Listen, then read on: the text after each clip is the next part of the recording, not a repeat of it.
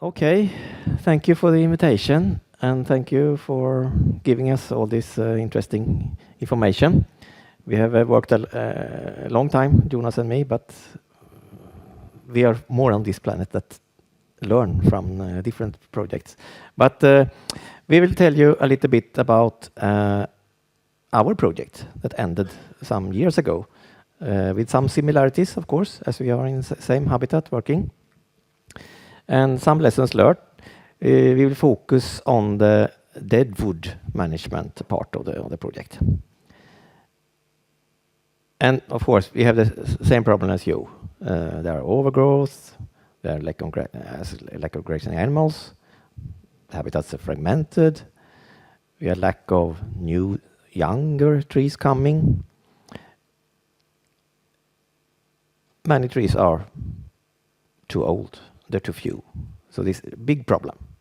And there is a gap, both in space and in time. So October 2016 feels very long time ago right now. We started the project in 30 sites on the southeast part of Sweden, if you know the Swedish map, as you see here. And it ended 2 years ago. It's mainly in the habitat we call 90-70 wooded pastures, and the budget 8.3 million euro.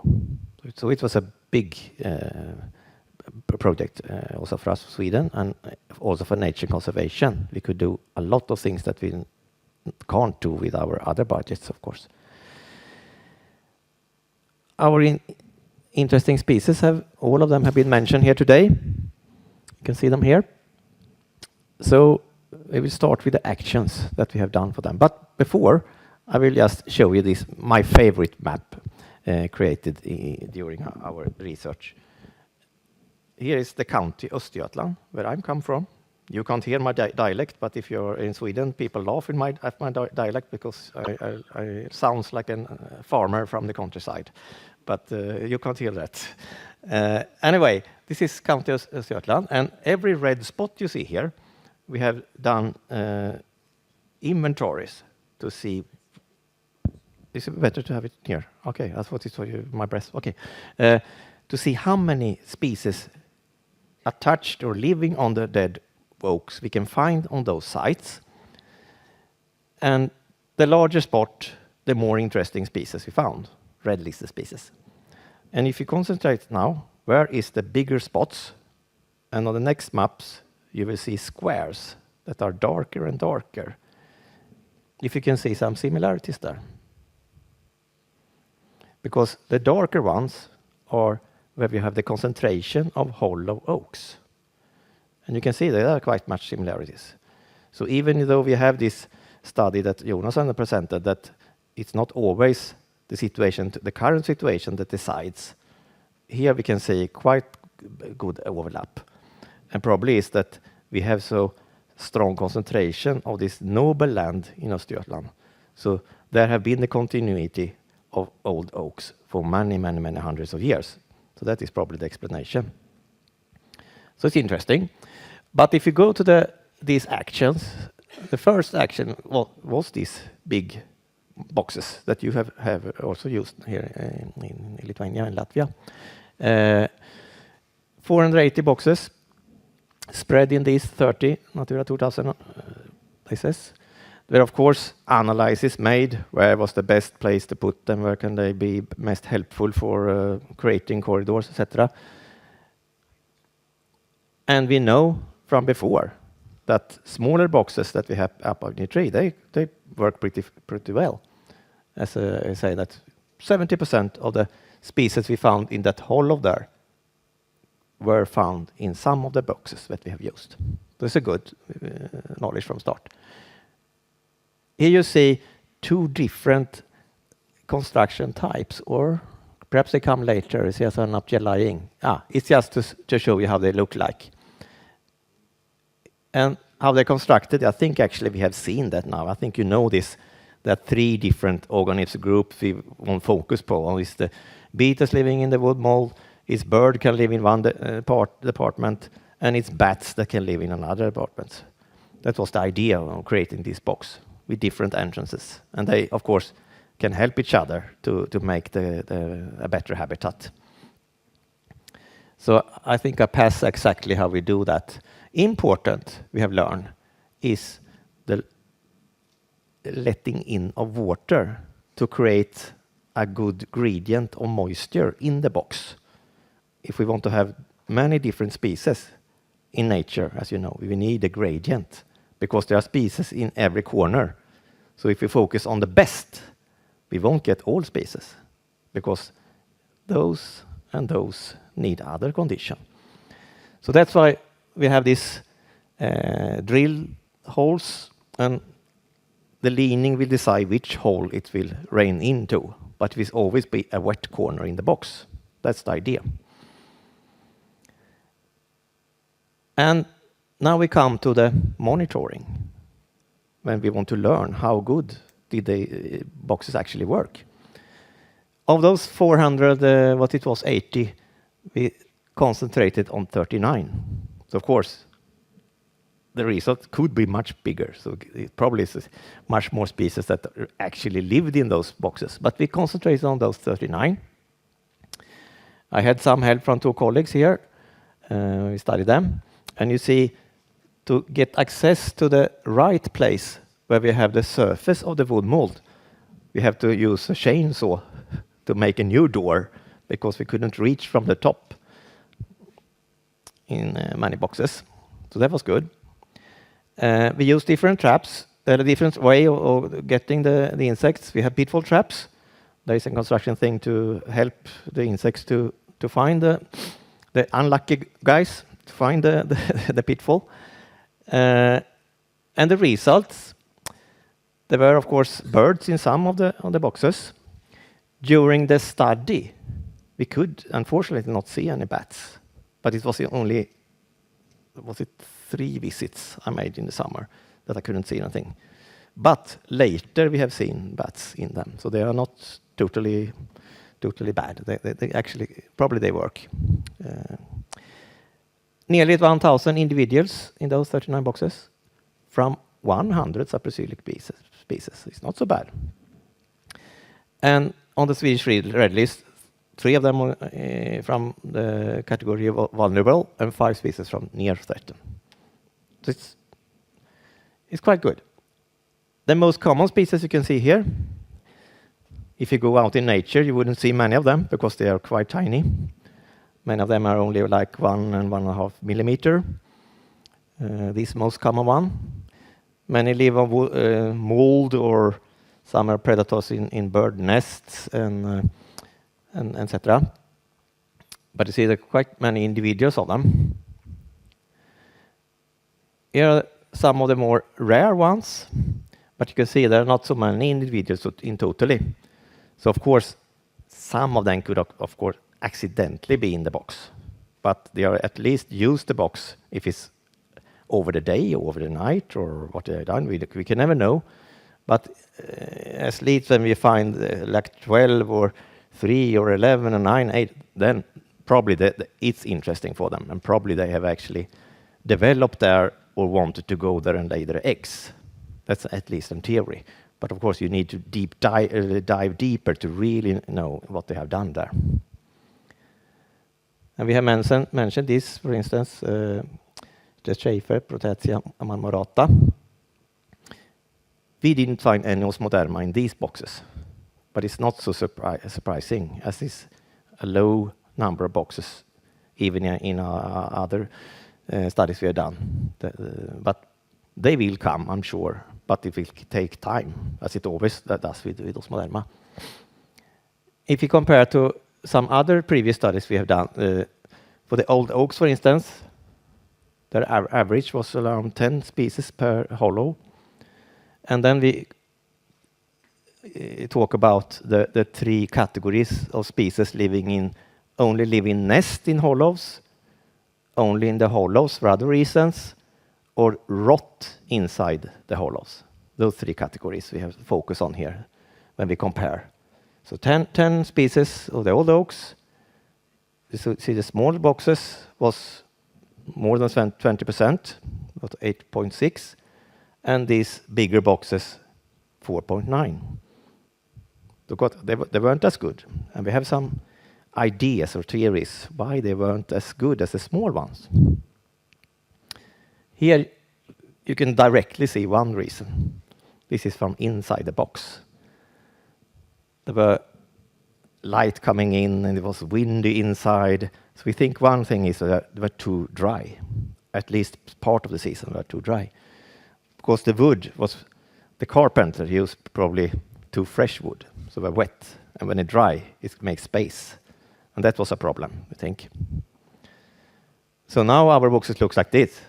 More like Swedish red painted houses on the countryside. It's just the red color that is, and the white corners that are lacking. But it will come later. Another problem was the construction, just to learn. Now you see our two different carpenters' idea how to make the box. There we have this wooden thing around the box on the outside that hold the whole wood. Here they are inside. And that we think is a problem when have them inside. Because in that box, the whole thing keep together. The whole wood mold thing is keep together in the bottom. Here, it creates two different departments of wood mold. And we think that one get a little bit drier because it has no contact with if it's wetter in the bottom. And that one will never get any wet condition from the top because it stays there. Perhaps.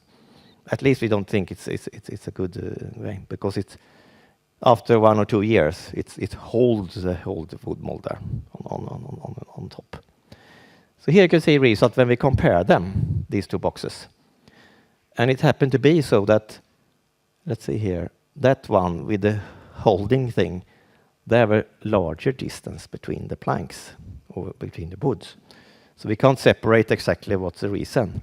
But you can see here that the orange box here have less number of individuals and less number of species. And if we concentrate here and compare all of the boxes and check only the plank distance here in millimeter, you can see the crack from 2 millimeter up to 8 millimeter. How the number of individual decrease. And also you can see at least pattern of the same thing for the species. The other was the individuals. Here with species, with also a little less species in those boxes that were more dry. So we are learning. So now our idea is to increase the hole size. And my idea is also to, instead of cracks, perhaps screw some wooden pieces that catch more of the water. Perhaps we could also expand the size of the lid to catch more water. Just ideas. Another thing that we will tell you some years later, because Thomas Ranius and me have started up a new study of boxes from these questions. Look like this. So in several stations now we have put up boxes in different sizes to understand how important is that. They are made of different wood, and inside there are different wood carvings from birch, from oak, and from spruce, actually. Just interesting to see how interesting is spruce for these guys, because it's much cheaper and much easier to get. Yes, and that next action will be told them. Okay, I will tell you a little bit about this that we call veteranization. And veteranization is a method where you treat younger trees to try to create habitats that you normally find in older trees. And it's not a method where we want to kill the trees. Many times people think that, but we want these trees to be alive as long as possible. And we only use these trees that we normally in former days would have cut in order to get the conditions better for the next tree standing that is probably bigger with a better crown or so.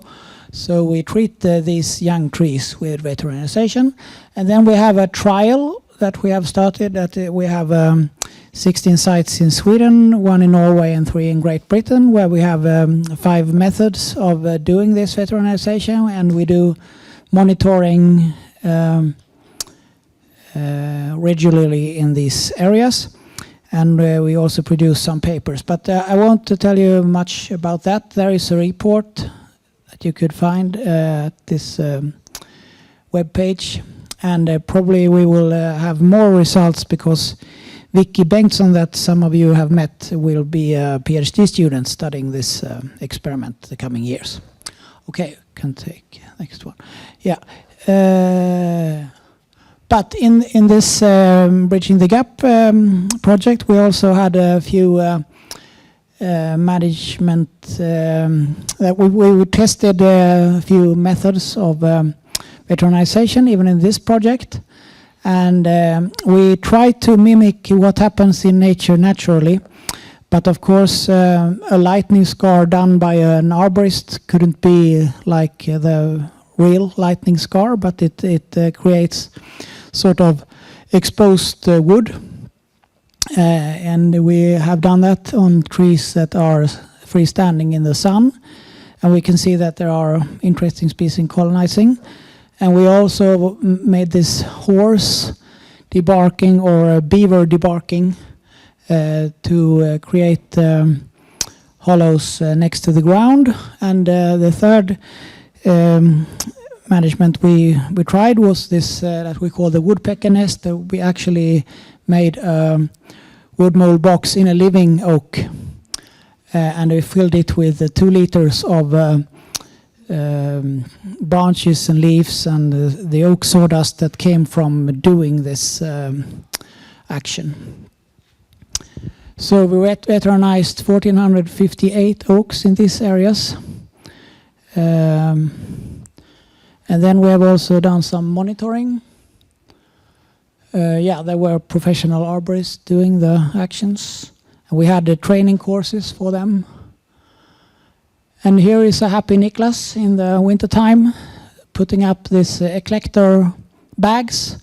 So we studied 36 of these wood mold boxes in living oak.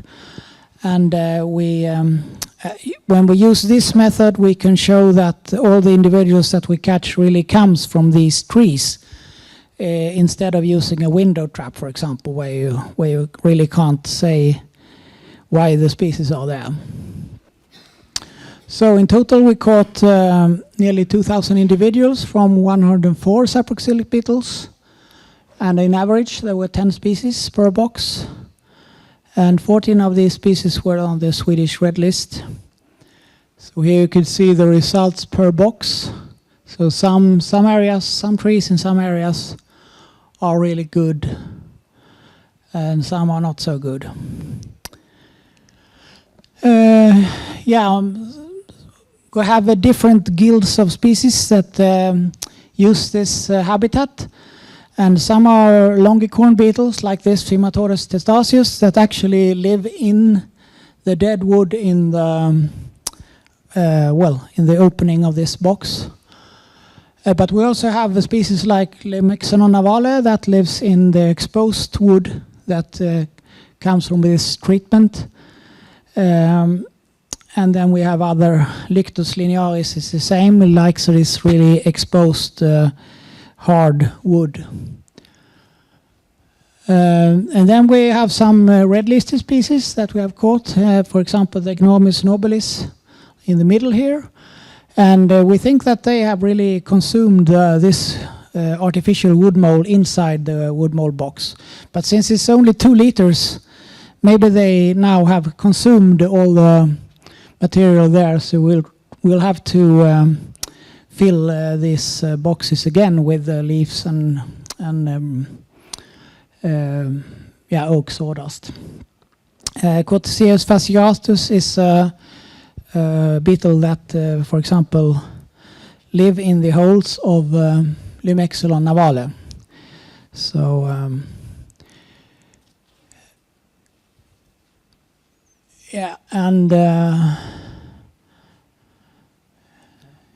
I will tell you also, Niklas don't like this, but we caught one individual of Osmoderma actually in the veteranized oaks. And that is really surprising, because these trees has only been exposed for colonization for 3 years. And still we are debating, was it really so that it was a veteranized tree without a hollow before? But Vicky has been there now trying to find a hollow beneath this wood mold box, and it was solid wood. So probably it is like that Osmoderma female lay some eggs, and one individual that was very big consumed all the wood mold material there. Perhaps. I'll just say that we will learn much more about this veterinization, and probably we'll present more data in the coming years. I don't need it. Okay, and then we jump to a third action then. And it's for a beetle. And I think it's a dream beetle in this country to see and to find, because it's very rare if you have it here. It's probably extinct. So we have some negotiation here, exchange of rare extinct species between Sweden and Lithuania, Latvia. You have some interesting black storks and European bison that we could exchange for some Lucanus cervus, perhaps. So that, but it's later. This action, I would say this is probably the easiest species of all of these to create a good habitat. You will learn, and actually we know already that this kind of actions work, because this is an old historical thing that came from. But the oldest stories are from Germany, that the nobles in Germany wanted to have stag beetles on their properties, so they made these kind of piles around their castles and other things. You can even see it on old paintings from Germany, where stag beetles are crawling around in the corner of the painting, where the nobleman standing there is a stag beetle. So there were really some as big deers, etc., and elks, and so there were something with this biggest beetle. So they look like this, and I will try to explain a little bit how are they actually made. I think we can jump that. Yeah, the distribution is a little bit lying. It looks like it's really common here in the Baltic states, but it's not, of course. But if you come to Sweden, after 2 calls, because in our monitoring for this species, we go out to the newspapers and television and radio and ask the Swedish public to send us picture when they see a stag beetle. And this is, you can see the results from 2 calls from 2013 and 2020. Actually, we drowned in data. We got 9,000 reports last time. And it took months and months to get this in order. But you can see it's very, very concentrated. Again, it's our 3 counties that are in the project, lucky. It's Blekinge, Kalmar, and Östergötland counties that we have them in.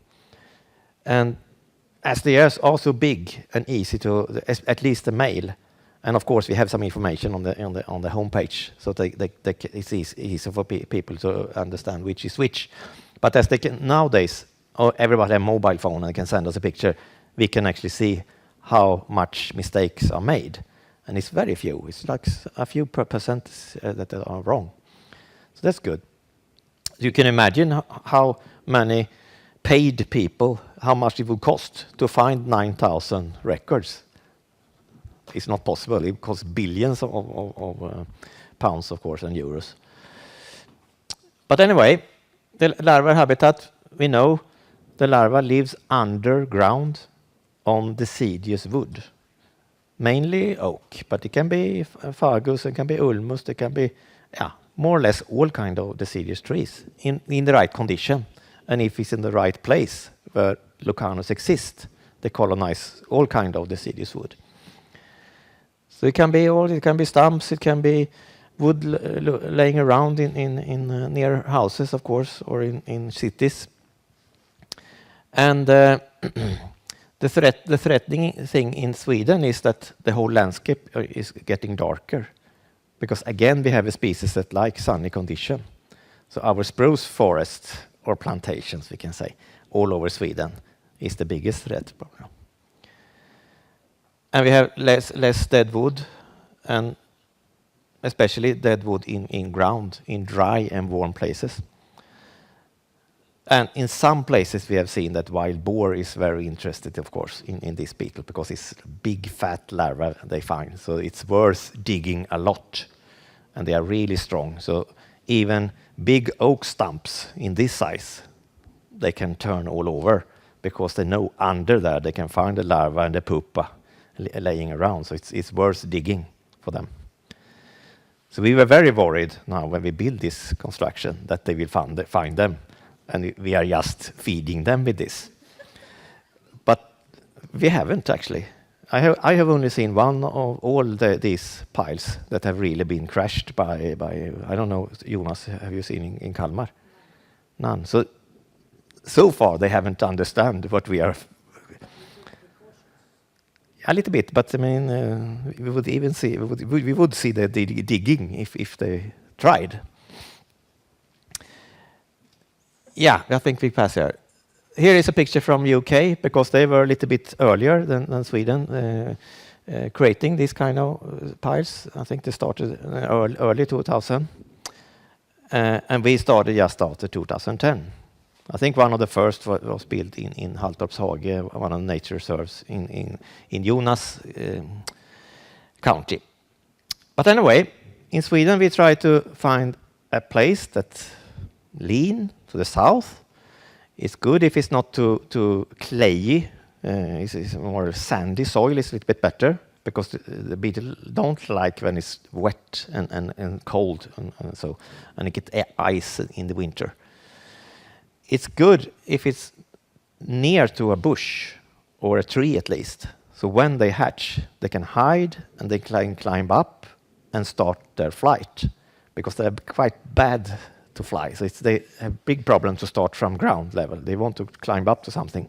So it's good if you can find a position in a forest edge, for instance, and a little bit leaning. Ours have been quite big, like 3-4 meter in diameter, 50 centimeter deep. We have used a tractor coming and dig this hole in the ground.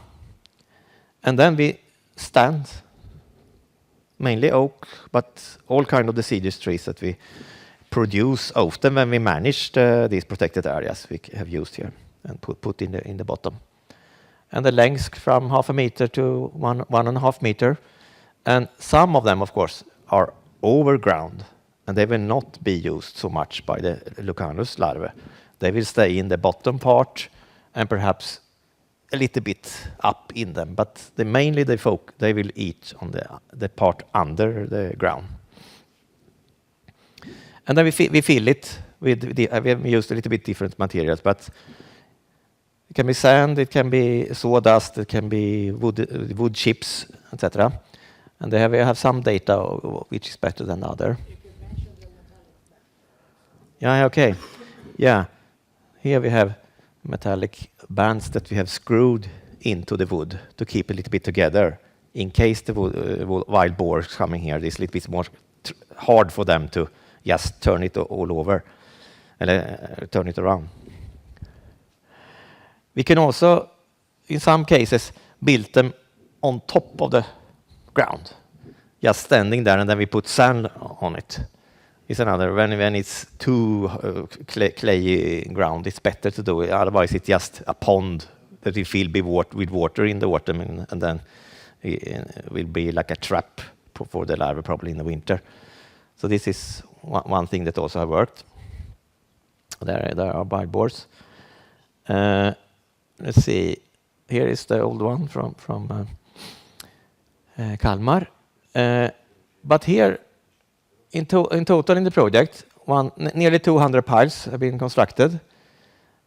27 of them were studied in a monitoring. To see here, so I don't lie. Some of them were old. that have been constructed in earlier. So we just want to see what happened when they are 10 years old. What's left? Are the different species coming? And actually, I had a student, a master student, Claude Josif, that made his study here and made most of the work, but not for the identification, because now we want to know what other saprophytic beetles are using these more than stag beetles. Yeah, we can pass that. Again, this is more like other. I mentioned Claude Josif. I was wondering where his name was coming up. Yep. They were, these 24 log piles were in only 12 sites. Instead of going around to the whole 30, we concentrated in a few sites instead. And it was during 1921 he made a study. We used different way of finding the insects or the beetles. In some cases, in every cases, we took in a part of one of the logs, brought it into the laboratory in a black cloth. And again, the similar construction as in this project that Jonas talked about, the veterinization, the same idea that the insects go for the white bottle and we caught in an antifreeze solution. So here you see all 24 logs are laying in the laboratory. And it was really heavy work because an oak log this size is really heavy. So actually we were two persons, have to help him. It's too heavy for this student. And that's a little bit funny how you carry a thing that is this size. You have to walk very near to each other like this. So it was quite funny when we were walking over fields with this short but really heavy wood. But it worked. And the other thing he used was he scratched this wood and collected all the old bark that was sitting and collected all the insects that were living on the bark and under the bark. That was another way of getting them. And we sieved that and then went to the laboratory and used this kind of thing to force the insects to leave that stuff that we have collected from the wood for 3 days. So they are leaving here and collected in the small pots underneath because they don't like light and hot condition from the lamp. And the third method he used was pitfall traps. So he also had 2 pitfall traps around this log pile. And a shocking result again, 3,000 individuals, 212 saprophytic insects. It's fantastic. 18 of them on the Swedish red list. Of course, he also found some stag beetle larvae and some adults, but his studies was not focused on stag beetles, as we already know that it worked for them. So it just accidentally came also stag beetles, of course. But we saw that, as we suspected, that it was much higher chance to find a high number of insects if there were sandy soil in the compost than the compost that we have just used, often clayey soil that we have in our region. So that's what we have learned. Here you see some of the common species.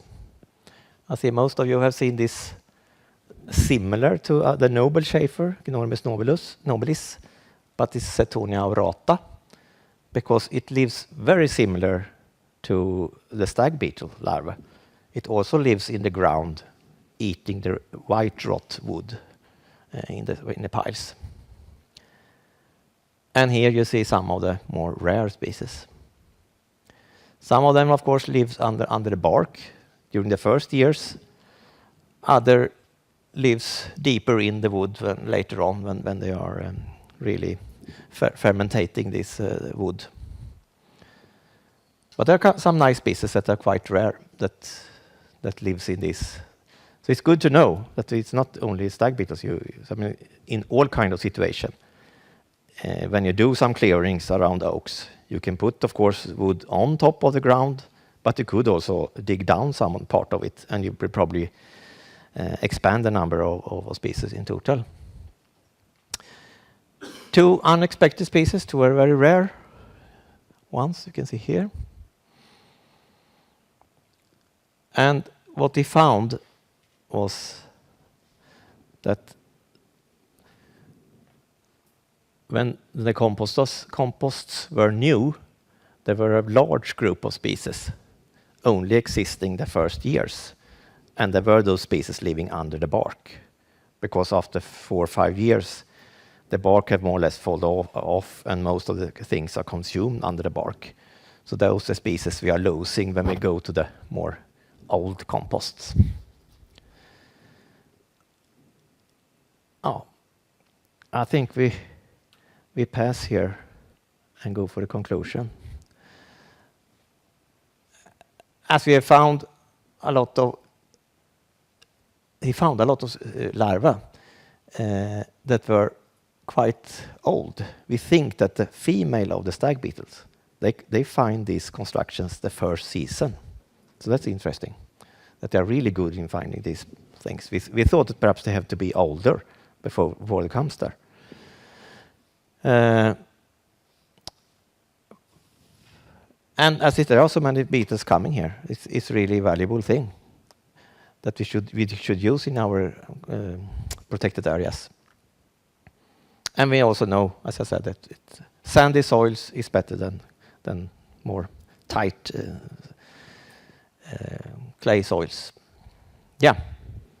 Another last minutes, and you are keeping yourself alive here and awake. It's fantastic. Yeah. I will keep this very short because we have been working with this also for 20 years, so we'll take it in 20 seconds.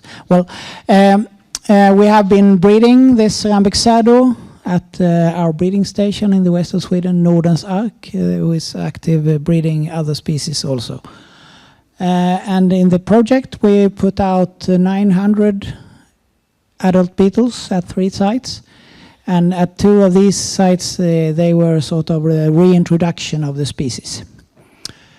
And the monitoring has started, yes, now it's actually the 3rd year of the monitoring. And we have, as it seems, we have succeeded in establishing 2 new populations. And the number of exit holes last year was 11 in one of the areas and about 30 in the other, so it's not that big populations yet. But we will continue this monitoring for many years. A picture from last week. And there is one of these oak trees with a new population of cerambics.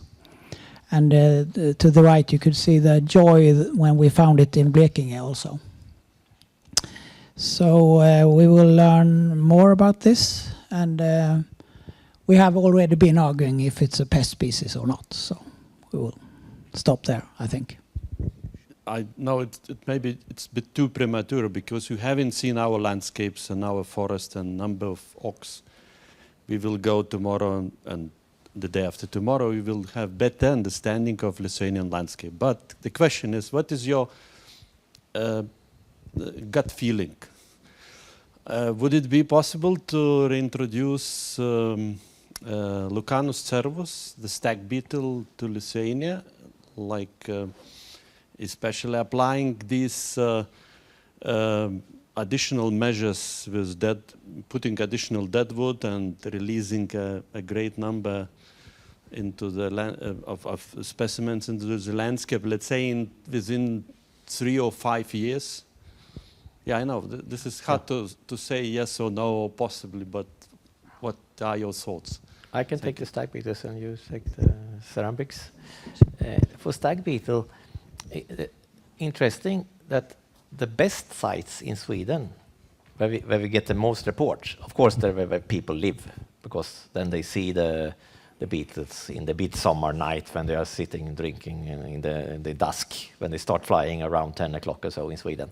But places where they have cut oaks, when they constructed cabins and houses, etc., in slopes, etc., when there is quite shiny in the gardens, those are good sites for some decades, because there will be dead wood in the ground.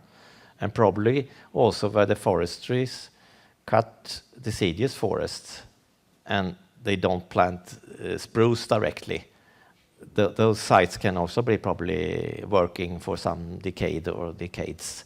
So if we compare a good Lucanus landscape can consist of quite young oaks. It doesn't need to be these old oaks, as it's quite easy to get good habitats.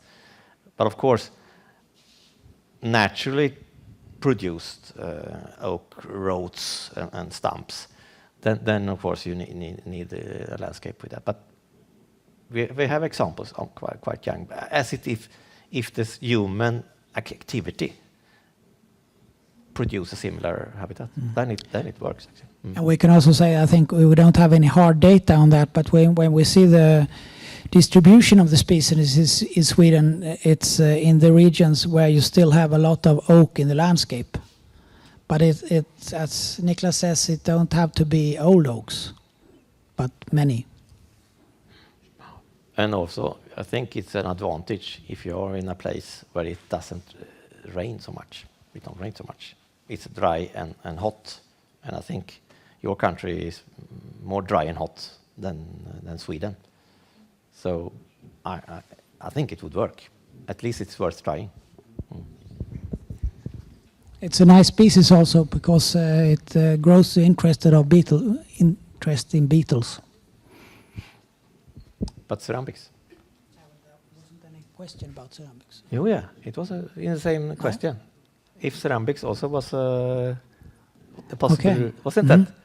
I don't think so. Okay. It was in your mind. All right. I was hoping for that question.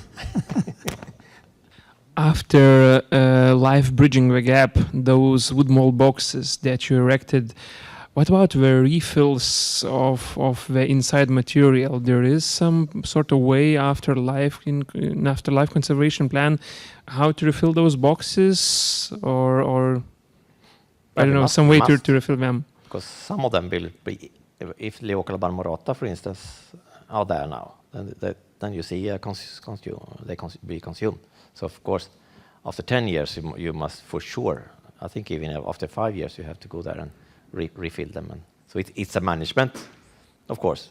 480 boxes cost a lot. That's your way. You put more boxes, and some will be occupied. Because in Lithuania, we use those boxes more like a starting point and a release point for our captive bread population, because it's much easier to access those boxes when you only just screw away the top, put the larva inside, not to have to climb up like 20 meters up with the bags full of larva and risk the larva in your life. So in our ways, it's more like communal house, and for you, it's like a new location. Okay. Thank you. But in some cases, you will also use them in your corridors, I guess. Yeah, to fill the gaps. in the new current project. Yeah.